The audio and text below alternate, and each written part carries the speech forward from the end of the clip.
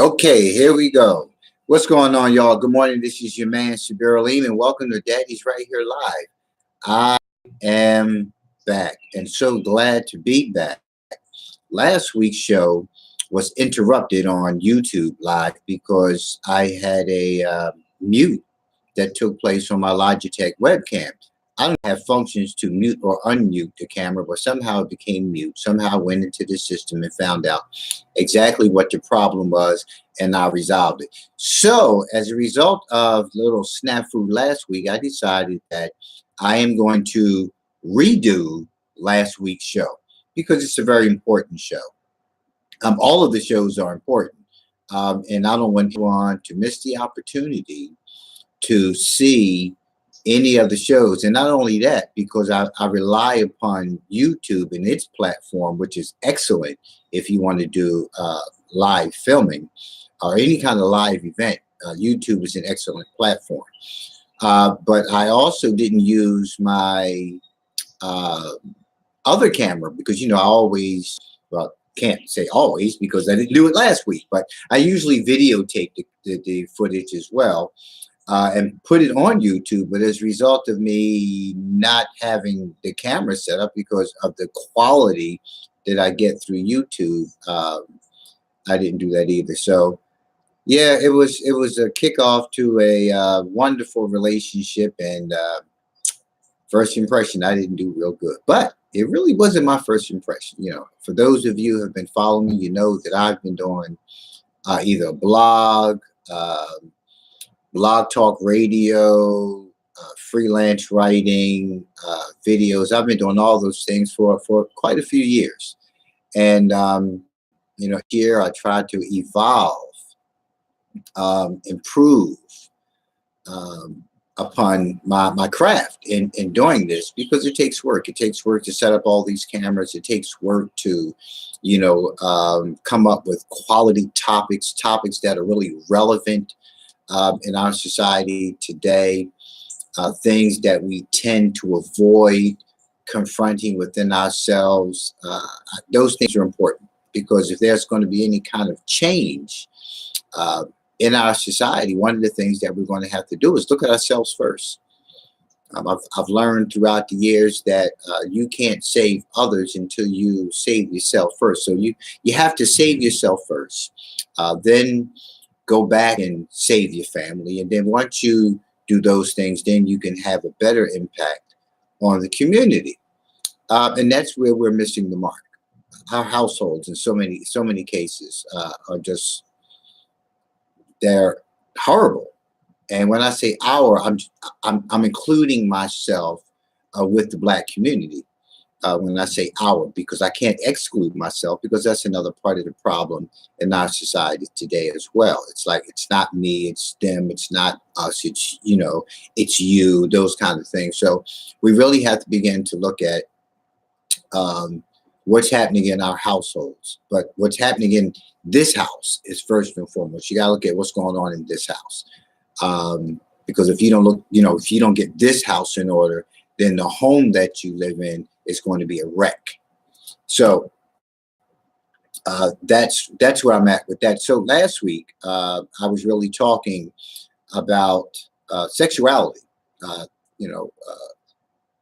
Sexuality is something that is a topic that is often avoided in so many venues, whether it's between partners, in marriage, in dating, in any type of discussion. A lot of things are avoided because people don't want you to know their sexual thoughts, feelings, fantasies, inhibitions. They don't want you to know those kind of things. So when you begin to have dialogue about areas of sex, people sometimes tend to shut down.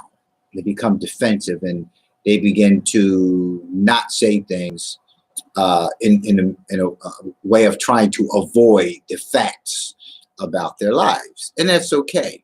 But if you get the information, you need to listen to the information and begin to make some kind of changes within yourself if you in fact are one of those people who are inhibited, or you are inhibiting, that means that you are prohibiting your partner from fully enjoying you, and you fully enjoying your partner.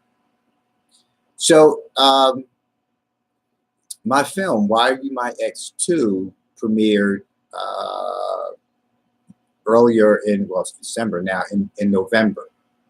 And I've been having intermittent screenings ever since.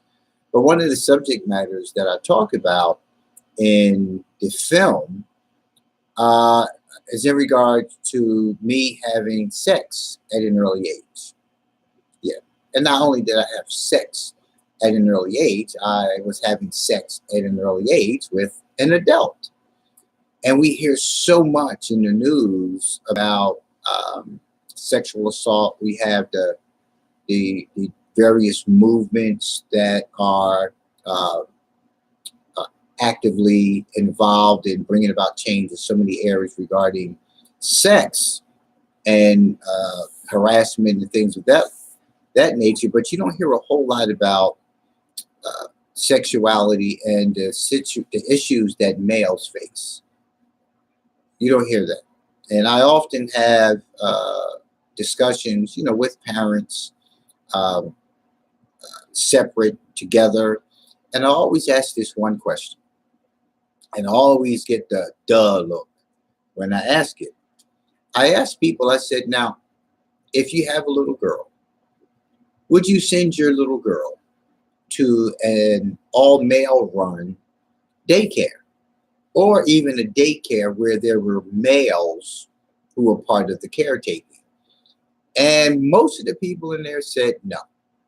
They said they wouldn't want to because, they got to protect the little girl and you got these perverts, so on and so forth. But when I asked the exact same question in regards to a little boy, people really didn't know how to answer at that point. Because the question was, so if you have a son, would you send your little boy to an all-female run daycare center?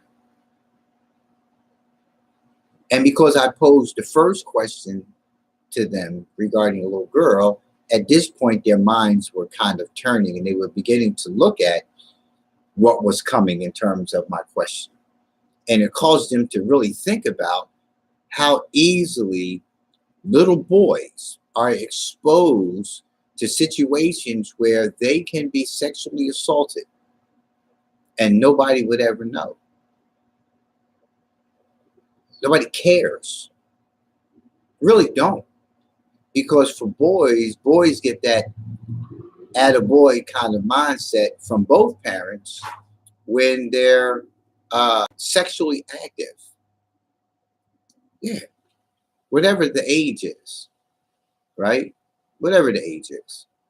But we get that attaboy thing. So at the age of 13, me having sex with an adult woman was like the best thing since sliced bread. I got high fives, pounds, and all that kind of stuff from my peers and others who, males who knew that's what was going on. It was like, hey, that's what's up, my man. You getting it in. I mean, literally, it's, yeah, pun intended. But it's a matter of there were no qualms about it.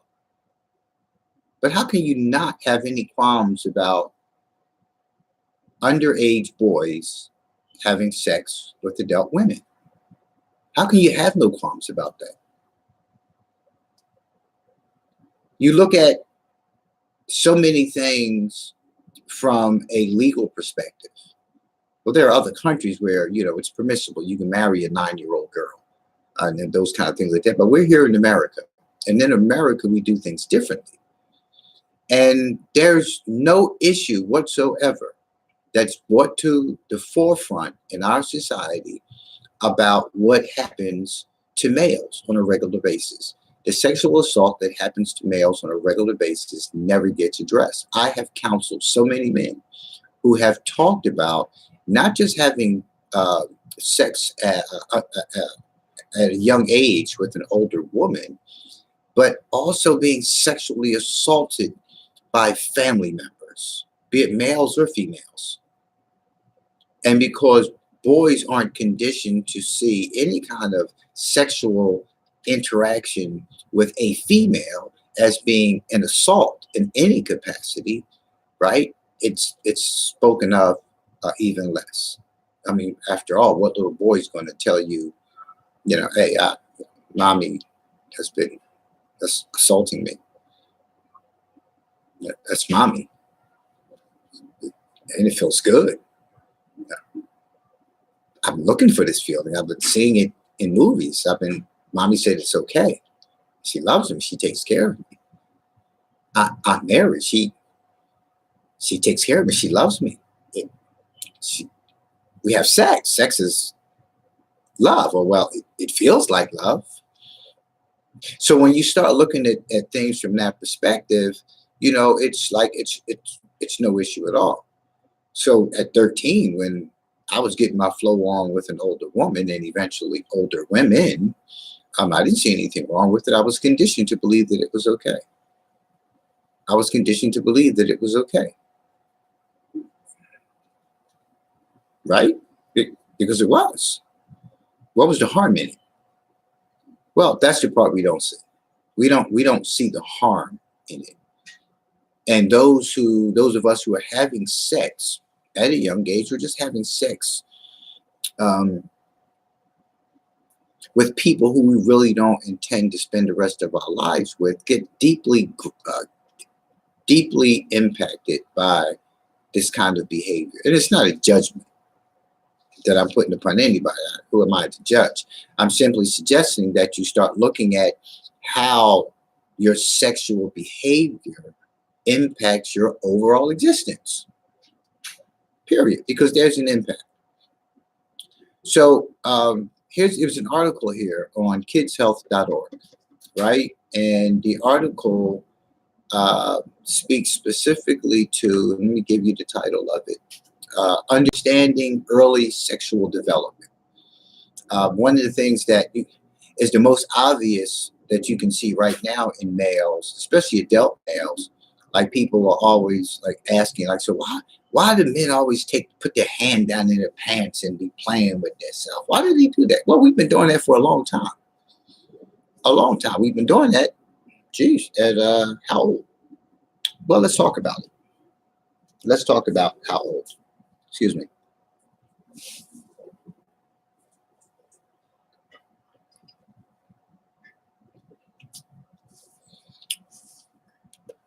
So let's just go into the article and kind of cover the article and begin to have some dialogue about this important matter.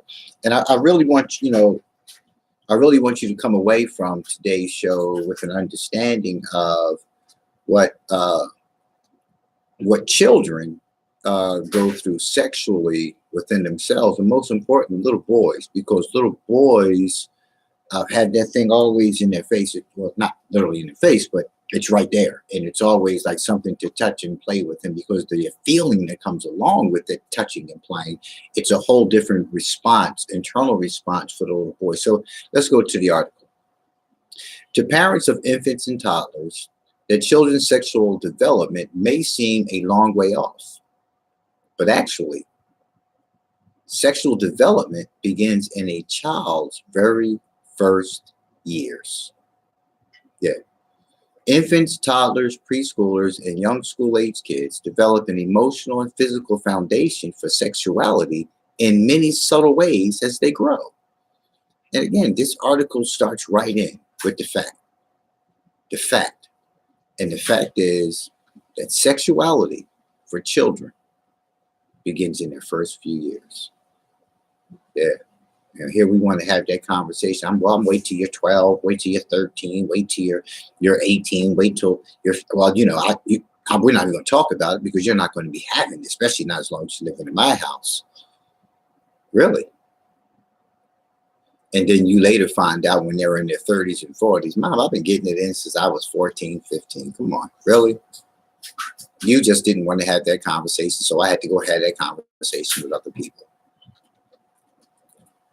Back to the article.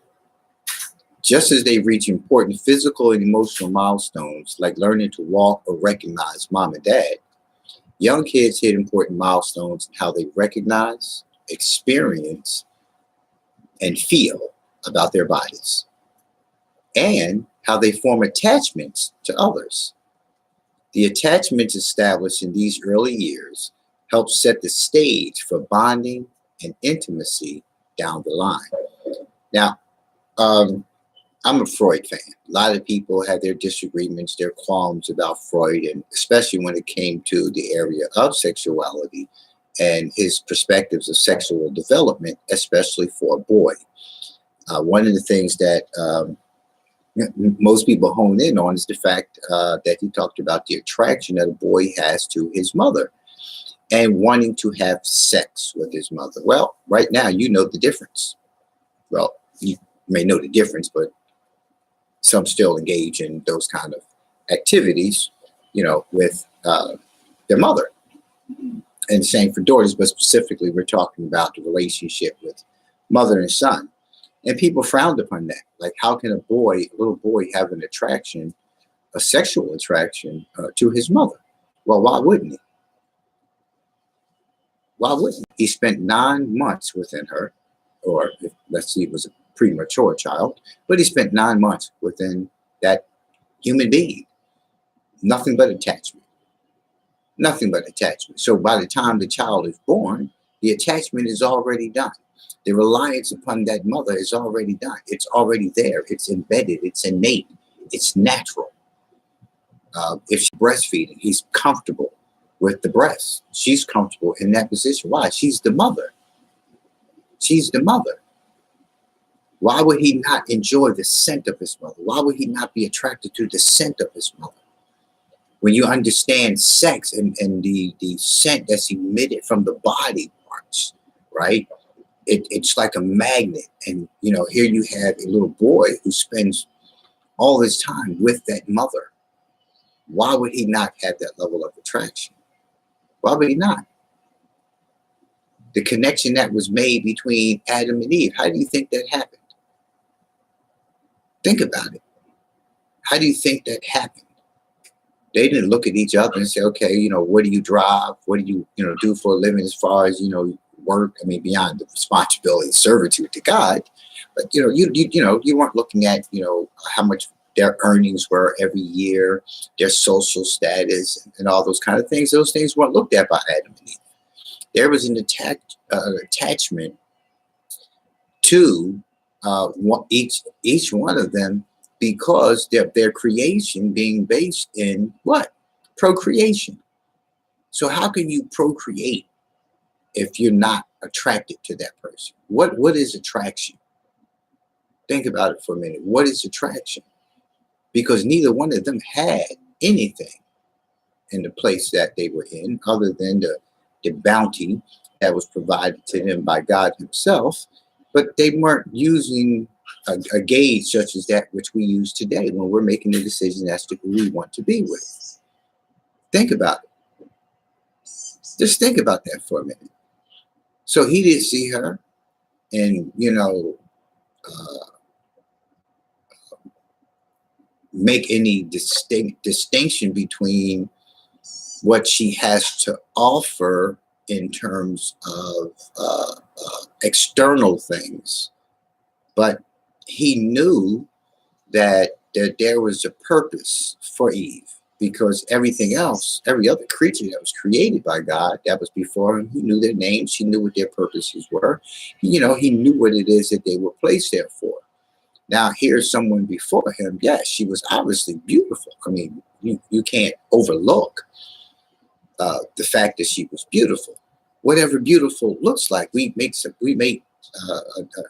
establish differences. Oh, she's ugly, he's ugly, she's to this and she's to that. Well, he just saw a thing of beauty, one that was similar to him, but different than him in many ways. But the similarity was there, that he knew that this was someone that he can connect with, something that he can connect with. He wasn't connecting with lions and tigers and bears, oh my, but he was actually, there was a connection there. And he asked Eve her purpose, right? And her purpose for him is balance and tranquility. But I'm not going to give too much of the film away. You have to see it in its next screening. But I'm saying all this to say that there's an automatic attachment that happens. Um, and when we look at here where it talks about in the article, just as they reach important physical and emotional milestones, like learning to walk or recognize mom and dad, young kids hit important milestones in how they recognize, experience, and feel about their bodies. Yeah. And, and what we have to understand is that recognition is a natural thing, just like with Adam and Eve, it was natural. You know, how they saw themselves. It was natural. And in the case for a child is looking at themselves and that they begin to make uh, a comparison of themselves to others. And then here you have the parent who shapes that perspective as well. My little fat baby, look at the little fat cheeks. So they're making a distinction between thin and fat. And you're seeing others and they're hearing other things that are being said. But early on, they're like touching their bodies, they're feeling their bodies, they're seeing so many different things going on with their bodies. And while they're doing that, they're forming an opinion. And in terms of the experience itself, when they're touching themselves, they feel certain things. If they, touch their nipple on their chest, well, I mean, there's something to be felt there. You feel something as an adult. The feeling of your nipples being sensitive doesn't just happen like when you become an adult. It happens then and there. As a child, they start feeling that. And they begin to feel themselves, or they begin to suck on their thumb. And, you have all these different stages of sexual development that are often missed because as the parent, you're trying to conceptualize for them these things. So you're feeding them information so they can see things from your perspective. And now they're looking at themselves from not a self perspective, a self concept, but from that which you have given them. And they spend their lives doing that when they're around their peers, when they're around other people, they begin to look at themselves in a different light. So then when it comes to their genitals, it's a lot different for little girls because little girls, they see what's down there and they see this opening and they may, put their hand on it and a finger on it and they may experience something inside as a result of what it is that they're doing. But for boys, this is something the penis is something that's protruding from them. So it's getting hard. And when it gets hard, it does certain things. And, you stop, playing with it and touching it, and there's some sensation there that feels real good. So the habit of fondling, oneself as a male it's easy. It's an easy thing to do. But the bottom line on this paragraph is talking about, how, children hit certain milestones, and when they begin to experience themselves and experience their bodies, they start forming an opinion about those things. So when you see little kids dancing, you see some of the things they do. Where do they get those moves from? And look at their moves versus the moves that if you're dancing around your children and you watch your children dance when they're at that age, when they're toddlers, when they're, you start seeing how they're doing things. Look at how they're emulating what it is that you're doing. Look at their body movements. How is it a child that young can do that?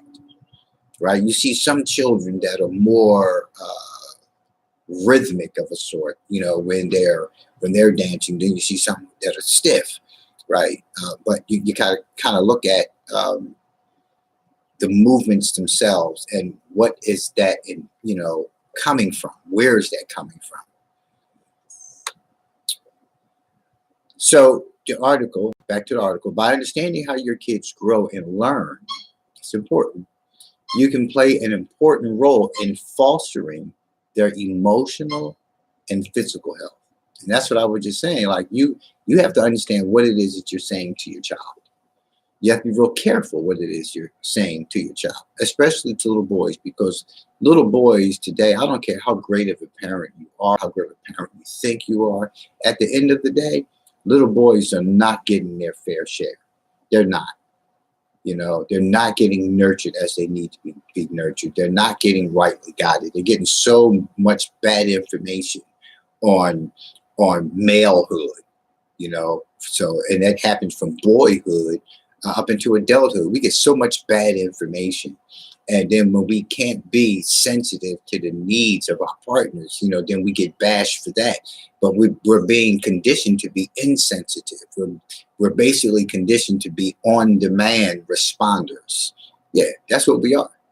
We're like, like you have the EMSs, the emergency, response teams and things of that nature. Well, that's what males are conditioned to be. Males are conditioned to like just jump in and do something. Like in John Q, when his wife said, John, do something. And John didn't know what to do, but he did something. He did something. And that's how we're conditioned. We don't think things through all the time because our emotions are seldom connected. Because if you ask a male typically how he feels, he'll tell you what he thinks. So it's a matter of, we're doing it as a society as a whole. With all of our males, we're not giving them the proper nurturing, but especially black males. Black males are being conditioned, predicated on the social events that take place as opposed to what should happen for them as a human being.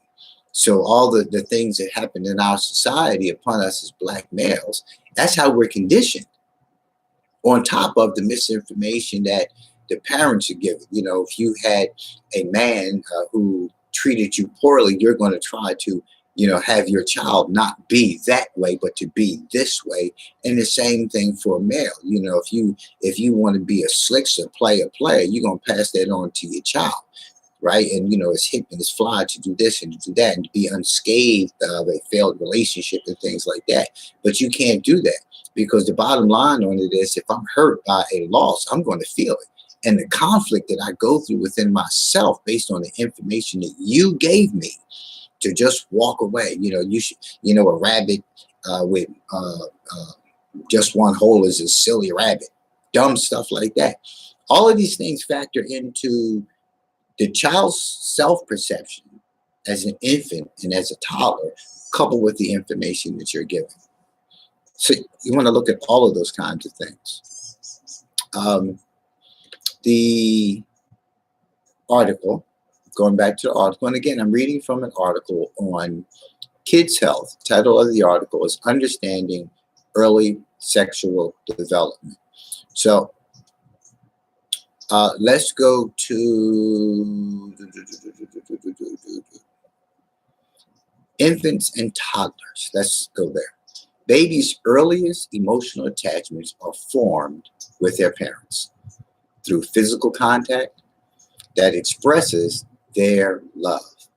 Being held and touched, kissed and hugged, snuggled and tickled allows babies to experience comforting, positive physical sensations associated with being loved. Now, here's my qualm with this. My qualm with it is that these things that are being equated to the emotional attachment are attached to love. Let me restate that. What it is that the child is experiencing in terms of the being tickled, loved, hugged, kissed, and snuggled, tickled, and all those things, that physical contact is being equated with love. And this is it's very confusing because that's what a child at that age, an infant, a toddler, interprets as love. That's love. If you touching me, that's love. If you're kissing me, that's love. If you're snuggling with me, that's love. Now, I want you to follow me here, because if this is in fact true, the implications of why so many people believe that sex implies good love. You know where I'm going with this? Because that's what it's ultimately saying. So again, that misinformation, that if not properly challenged, in the sense that you have to look at what one's interpretation of love is. And now we have all these interpretations. So if you love me, you'll hug me, you'll kiss me, you'll cuddle with me, you'll have physical contact with me, right? Now, for some, that physical contact can not be healthy. But it's physical contact. And if you put loving, if you put hugging and kissing along with the negative contact, then how do you gauge that? Now you have to add something else into the equation. But as a child, I don't know that you're abusing me when I'm laying on my back on the diaper changer thing and you're playing with my penis. I don't know that. I don't know. I don't know that. This is an experience. This is what I'm beginning to learn and to understand. And I get a feeling from it. And you teach me at a very early age that it's not a bad thing, that it's good. But then you tell me that, well, if Uncle Frank or Aunt Mary or Mr. James does it, well, they're not mommy and daddy. So mommy and daddy are the only ones who can touch you in this capacity. But it doesn't change the feeling because I get this good feeling from all of them. So which one is the bad feeling? And if I'm getting the same feeling from you as mom and dad that I'm getting from Uncle Frank, Aunt Mary, and Mr. James, then which one of you is really wrong? Because y'all all producing the same result. I'm getting the same result from all of you. So how is that one wrong? And how is this one right? But when I go see them, they hug me and they kiss me, or you tell me to go over and give, Uncle Frank, Aunt Mary, or Mr. James a hug and a kiss, and then you take away the touch part. So I don't know, is it really right and is it really wrong? And well, I'm a toddler. I don't know that.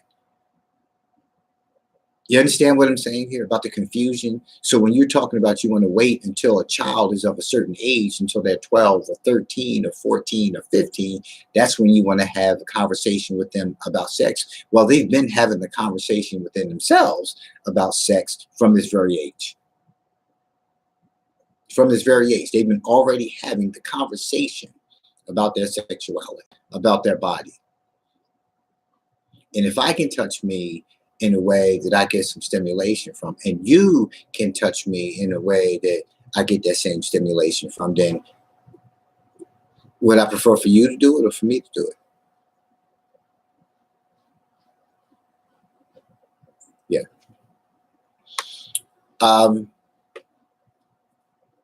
The unique type of, back to the article, physical intimacy and emotional attachment between parent and infant can be the early foundation of more mature forms of physical intimacy and love that develop later as part of mature sexuality. Now, again, it goes back to, okay, so what is mature sexuality? What is mature sexuality? How do I, as an infant, as a toddler, as a tween, as a teen, make the distinction between mature and immaturity? Because there's responsible and then there's irresponsible. Excuse me, y'all. Like that Java. You understand what I'm saying here? I need for you to begin to think about what it is that you're going to begin to do differently with your child, because we keep talking good touch, bad touch. But if you look at what this article is saying as part as a natural development for a child, and if you go to Freud's psychosexual development stages, you'll begin to see the correlation between how come children are so sexually active so early, and the rationale between that and what happens in the home environment, because sex relieves tension. Let's be real about this. It does. And if I live in a stressful home environment, whether it's in the house or whether it's to community, if there are things on my plate that are stressing me out, sex, in fact, does relieve that. Because it's equated with love. It's equated with love. If there's a release that happens, yes. And if it's good, it's a great release. Now, the connection from your groin area to here has been, okay, you think about the person, you feel the person, you want the person. And what you want from the person and what you're giving and what you're getting, right, continue to fuel these two things, and now it's love. And now it's love. You follow me here? And this happens young. This is what I keep trying to get everybody to understand. This happens young. So you can't keep delaying the conversation. Excuse me. You can't keep delaying the conversation. Where we at on time? Okay. All right. So back to the article. My body. Many parents have called their doctors expressing concern because their kids touch their genitals during diaper changes, or their baby boys have frequent erections. They're reassured that these behaviors are perfectly normal and told that even the youngest children naturally explore their bodies. And many kids, especially toddlers, enjoy being naked. Yeah, you got to get that thing off me. That diaper off. Let me run around, and you're trying to change them, and they jump down off the bed and they start running around, or they come downstairs and they took the diaper off because I want that thing on me. They love running around naked. It's that freedom there.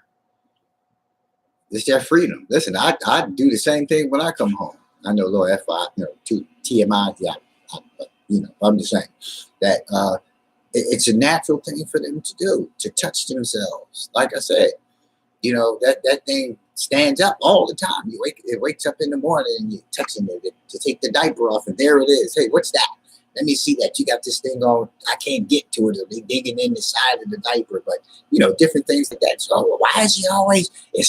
Oh, he's going to be some predator or something. Why is he hard all the time? Every time I change him, it's hard. What the hell? Yeah. You say, well, why can't my husband be like that? So, anyway, but you look at that. This is natural. But understand that the erection can happen without even having a visual of something, desiring a particular thing. Just wake up that way. Just wakes up that way. I don't, I can be try not to be too TMI-ish, but it's nothing for a male to wake up in the morning with an erection. They were asleep, weren't dreaming about sex. Just woke up and bam, there it is. There it is. And that's what that's what it was like for Adam. Woke up, he was waking up regularly by himself. Forever how long, we don't know. But so she's waking up feeling something. And then they're like, okay, well, let's get them. It doesn't go here. Does it go there? Can it just go anywhere? Think about it. Right, so the little boy, he's with mom and laying on mom's stomach or laying in the bed with mom, and he's young, and they get that thing, and he get to squirming, and it feel good. This is mommy. Mommy loves me, but it's a girl though. But it feels good. I'm just trying to tell you, you gotta look at things. You gotta look at things, and listen. I'm talking mostly about boys, but little girls experience that too. Little girls want to feel certain things. They feel that thing. They're sitting on your lap, and they rubbing on you, and they touch it, and they hug it. And, you got no, you don't do that. Instead of, what are you doing? Because this talks about an article too about your reaction to these behaviors. Stop playing with yourself. That's not good. But I'm going to get too far into the article. I might be able to get to it today. If not, we can follow back up next week. But, right, so let's go back to the article. Oh, because it's coming up next now. How you react, the article, your voice, the words you use, your facial expressions is one of your child's first lessons in sexuality. By not responding with anger, surprise, or disapproving words, you teach your child that this curiosity about his or her body is a normal part of life. It's normal. It talked about facial expressions, voice tone. All of those things are important to how you are reacting to what your child is doing. All of them. I remember getting my behind whooped because I got caught I forget how I was young. I got caught though by a family member trying to get at another family member. We was about 5 or 6 of us kids in the room, and we had the light out, and we was trying to get it in. Well, I was trying to get it in. And, we got caught. Without her and I got caught with our clothes down. And, I got the crap beat out of me. What did that teach me? And you can come up with all kinds of things as to what you thought it actually taught me. But I can tell you this: I didn't stop. Neither one of us stopped. We liked each other. We were young. We were trying. We didn't get anywhere with it, but it felt pretty damn good trying to get somewhere with it. So I think we did get somewhere with it. We got a feeling that we want to experience. So when you have these family members who you're attracted to, be like, boy, girl, if you want my cousin, we'd be like getting that thing in, getting it in. And listen, oh, y'all nasty, y'all family. Okay, I hear you. But it happens all the time. They make movies about it. You can probably find thousands and thousands of pornographic videos about it. And people watch it because they have that cousin. They have them cousins. Some of us got fine family members and be like, girl, boy, and it happens, right? So that's a whole nother show. But I'm saying all this to say that how you talk to the child about what they're doing, right, is really important. It's really important.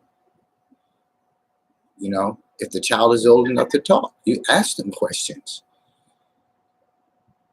What are you doing, Mikey? I don't know. You like that? Mm-hmm. You do, huh? Mm-hmm. And you sitting there like, he is too happy about this, but you have to age specific, have the conversation to find out the child's interpretation, their perspective of themselves, because it's going to happen with or without you. And, it's a public thing and it's a private thing. So you have to establish those kind of boundaries. Is it okay? What's wrong with it? What's wrong with it? So no, you're supposed to do that. You're supposed to do that with the girl. You're not supposed to do that by yourself. We're not permitted to do those kind of things. Okay. So then he goes and finds a little girl to start doing it with. Now you've given him some other information. Now you're getting that phone call. Now parents in the neighborhood hate you because your son is a pervert because he runs around at the parties and he grinds on all the little girls and he touches them, feeling them. Get him out of my house. How do you talk to a child about that? Do some research on it. Talk to a professional. Talk to a professional. Get some direction on how to handle that. Don't just start reacting off of your own stuff because now you're giving a child your stuff.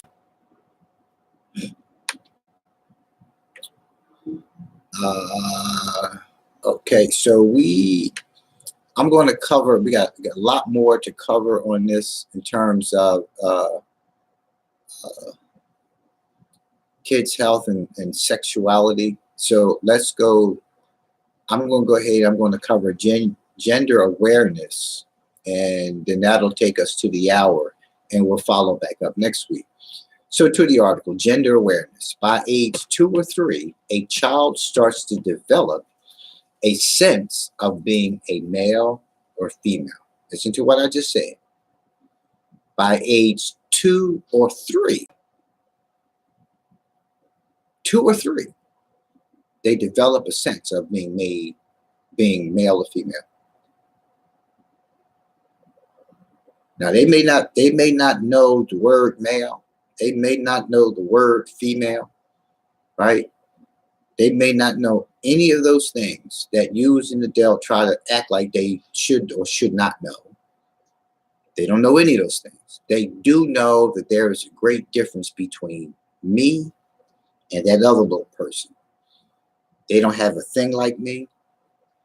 I don't have a thing like them. It's a big difference, right? It's something different, right?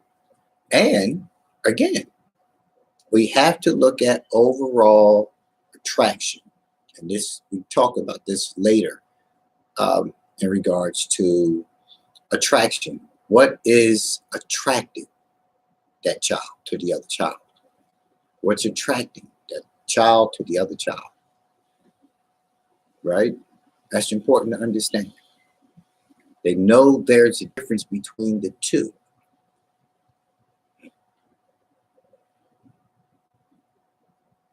The awareness is called, back to the article, gender identity.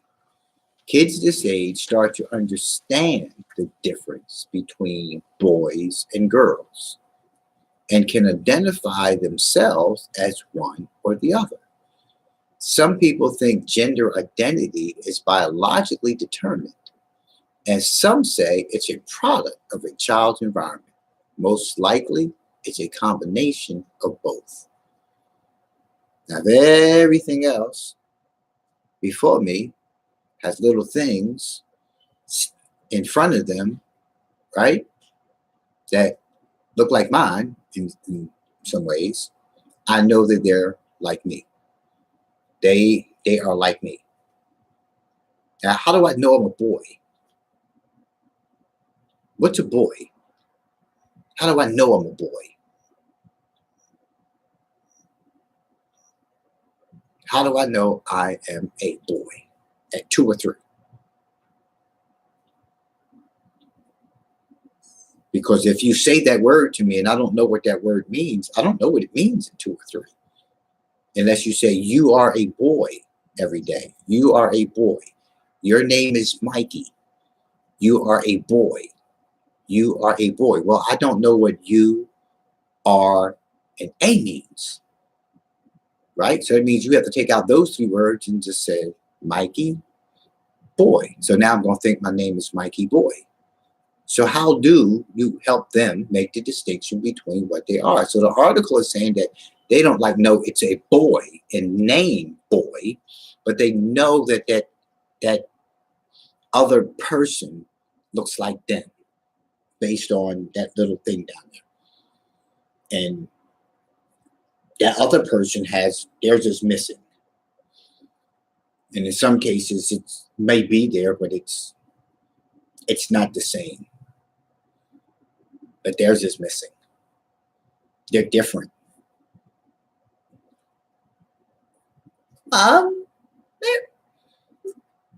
Mary.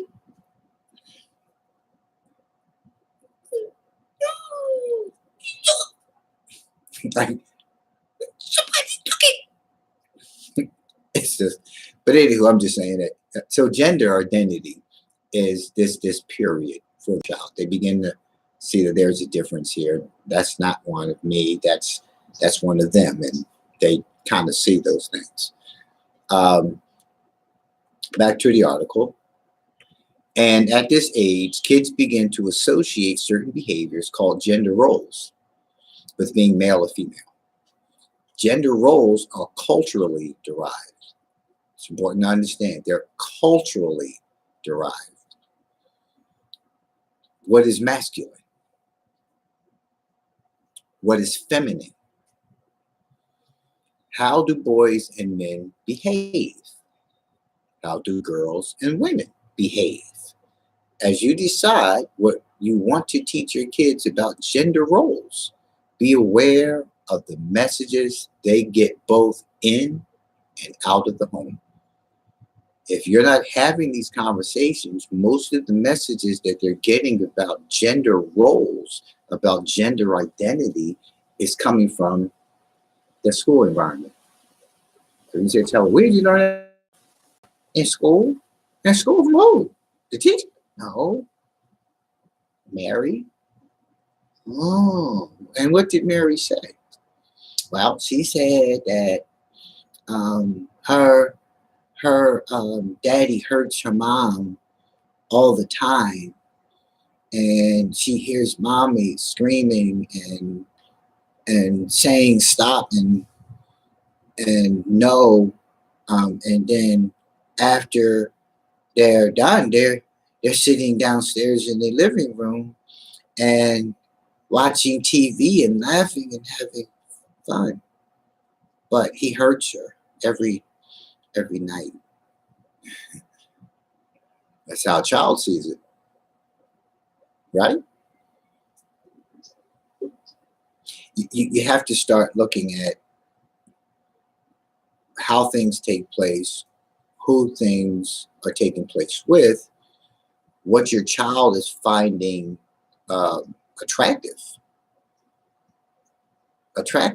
We have people who, some of us are attracted to the booty, some of us are attracted to the breasts, some of us are attracted to the thighs, and so on and so forth. So a booty is a booty, right? When you're that age, you're 2 or 3, that's the booty. Who it belongs to? Well, how do you, again, react to how your child is reacting to others around him or her, even if they're the same as him and her? You have to see that, and you can't turn the blind eye to it, but you also have to be careful of how you're reacting to it, because if your son is attracted to little boys, how do you address that? If your daughter is attracted to other little girls, how do you address that? When you see overall behaviors between girls together, a group of girls will hug each other, lay on each other, put their head on each other's lap, hold each other, give each other a kiss, and all those kind of things, right? But if you see that happening with a 2 or 3-year-old, how do you respond to that? How do you react to that? Because it talked about that in the article. The way you react to these things shapes and forms the self concept, the self perspective of that child. So if you're homophobic, you snap out because your little boy has gone over there and grabbed the buttocks of one of his peers. You snap out because of your own phobia, right? Or because your little girl, is hugged up to another little girl, got her legs all wrapped around her. They're friends. She loves her girlfriend. Well, how many girlfriends do that with one another? So that's your own inhibitions of sexuality, your own qualms about sexuality, because all these things you're presenting, right, in your own behavior, you try to impose them upon your child. And there's a right and a wrong way to address things, but you have to let the child be themselves and grow and come into themselves. That's why so many kids today struggle with their sexuality. I don't have to agree with your sexual preferences. That's yours. It's your preferences. Who I sleep with is none of your business. Who you sleep with is none of my business. But when we see people who are gay, lesbian, trans, so on and so forth, LGBTQI community, first thing we think about is sexuality. But you don't look at heterosexuals in the same capacity, right? So because you have a different perspective, right, you'll put that upon your child. Therefore, you'll have the child in fear of their own sexuality, which is why you keep hearing this term coming out. Well, if this is where I am, I shouldn't have to come out. I should already be out because it's been nurtured, but because you don't accept it, you want to beat it out of. You want to give them medication. You can't. You can't, but I can. And then you take your own self through all this turmoil. Then you take your child through all this turmoil, and then you have high rates of suicide. You have increased rates of substance abuse, misuse, and all those kind of things that come along with that. You have to look at all these things. You have to look at all of these things. How you react to a child, what you teach a child, right, is of the utmost importance. It is. It's of the utmost importance. So you have to understand that sexuality begins in that first year. That first year when a child is coming out, they're finding themselves, they're feeling themselves, they're seeing themselves, they're looking at themselves. They are. And we keep trying to intellectualize, sexual and growth and development. We try to intellectualize something. We don't even study science. We don't even study any kind of stages of human growth and development. We automatically, just take our parenting to the stage of, this was my life, this is going to be your life. This was not my life, this is going to be your life. And you think that you can just go ahead and do it. We all do. We've all done it. We've all done it. I'm trying to give you information that will help you and your child. Right? Because that's what this is all about. That's what Daddy's Right Here represents. Facing and embracing our responsibilities, becoming physically and emotionally available to the lives of our children. That's what this is all about. And part of the emotional availability entails you understanding what a child goes through, not what you went through necessarily. That's a part of it. But the larger part is where this child is going and helping this child to grow and develop in all facets of self. We're impeding their abilities in so many ways. In so many ways. And we don't see it. We point somewhere else, or we'll go so far inside that we'll blame ourselves. We'll blame ourselves. Child is an individual. Every child that is born is an individual. Every human being on this earth is an individual. They will grow, they will develop, they will come into themselves one way or another, with or without you. I hope that it's with you, because as the parent, as the caretaker, you have the responsibility to nurture and to help that child go on the course. They'll ask you what they need. They'll tell you what they need. They'll ask questions, but you have to create that door for them to want to come into it and ask you and talk to you. You have to be in an environment of learning. But all too often, we shut down their natural order of development and take them off course. And then they have to spend their adult years trying to get back on course and get back on track and wonder why you did this and why you did that and how come I'm like this or how come I'm like that. These are all the things that you have to face. Yeah, and the child has to face them too. So help your child. Tell yourself today that you're going to do things different. You're going to listen to your child. You're going to be more objective than subjective when talking to your child. You're going to be less judgmental. You're going to be less of telling them how they're supposed to live their life, and tell them how you lived your life and the benefits of the change that happened for you, or not changing. Because you also have to be able to let your child know that you're not perfect, that everything that you do as a parent is not always right, that you've made some mistakes, that you'll continue to make mistakes. That's really important. So listen, we're at the hour. We're going to stop here. Next Sunday, we're going to pick back up with the preschool age, the ages of 3 to 5, right? The ages of 3 to 5, because we just talked about those 1 and 2 year olds. We just talked about, 2 to 3 year olds. Well, we talked about all of them from birth to 3 years old. And next week, we're going to go a little more into it. And we're going to talk about preschool ages 3 to 5. Listen, as always, thank you for tuning in to Daddy's Right Here Live. I'll be back next Sunday at 9 o'clock where we'll continue this show on this subject matter. But also, I need for you to look for, in the coming weeks, some more screening times and dates for my film, Why Are You My X2? Check it out. Go to my Shabir Aleem educational station. Subscribe today. Join me. I hope to see you there. Y'all have a great day. Peace.